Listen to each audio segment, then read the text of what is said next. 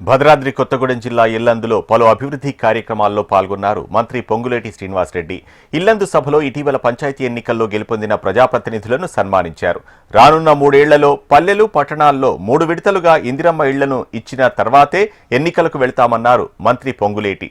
మరో 5 ఏళ్లు ఇందిరమ్మ ప్రభుత్వమే రానుందని మంత్రి జోస్యం చెప్పారు. రానున్న మున్సిపల్ ఇతర ఎన్నికల్లో కాంగ్రెస్ పార్టీ అభ్యర్థులను గెలిపించాలని కోరారు మంత్రి పొంగులేటి.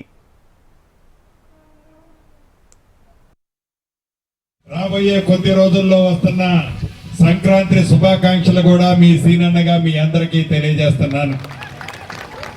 ఇంతకు ముందు కనకన్న చెప్పినట్లు ప్రజా ప్రభుత్వం మీ దీవెనలతో గౌరవ ముఖ్యమంత్రి రేవంత్ రెడ్డి గారి నాయకత్వంలో తెలంగాణ రాష్ట్రంలో పరిపాలించి 2 సంవత్సరాలు పూర్తి చేసుకొని మొన్ననే 3వ సంవత్సరంలో అడుగు పెట్టాం.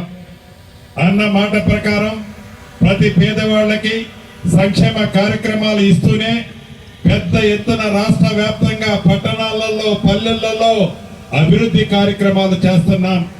వాటి ఫలితమే గడిచిన గ్రామ పంచాయతీ ఎన్నికల్లో రాష్ట్ర వ్యాప్తంగా 68-69% సర్పంచుల్ని ఉప సర్పంచుల్ని మన పార్టీకి ప్రజల పట్టం కట్టారు.